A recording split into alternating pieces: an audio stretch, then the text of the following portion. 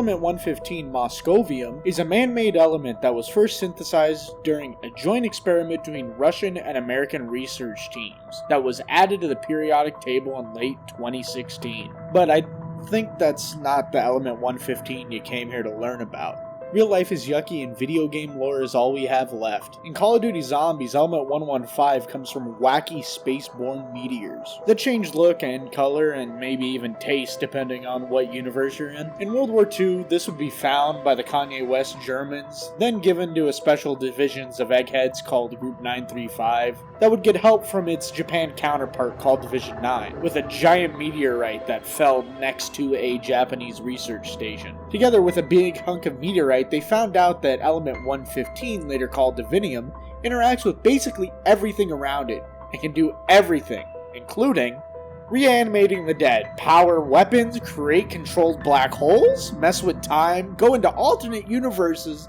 allow for communication between those alternate universes, be used for teleportation, control the undead, create perk drinks, making monstrosities, and much more. I think this is what Tom Waits was talking about in Step Right Up. This is the same for the Primus universe and timeline, but it was found by modern civilization in the First World War. This allowed for things like giant mechs and mechanized suits. That's just awesome. I want one.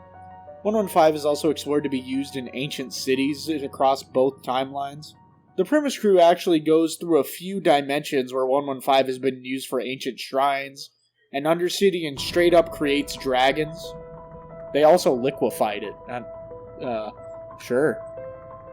It would also glow blue and be put into stuff like generators or even liquids, or you could turn it into gobble gums, which are just chewing gum that give you special abilities. But it wasn't weird enough, and the people over at Treyarch decided to make the lore even weirder. Basically, a bunch of Cthulhu creatures called the Apothicons slinged blue shiny rocks into different dimensions so people would become corrupted by their voices to help them gain power across the multiverses. This was how the meteorites showed up on Earth in the first place, and also they came from a funky blue giant sun in a nexus of universes. Then the universe got reshaped and things got even more funky, where all the wacky stuff got put into the back rooms.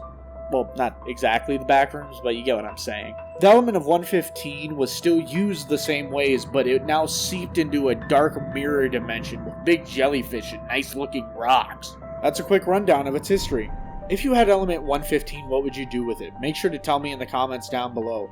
If you liked the video, make sure to like and subscribe. Till next video, fellas.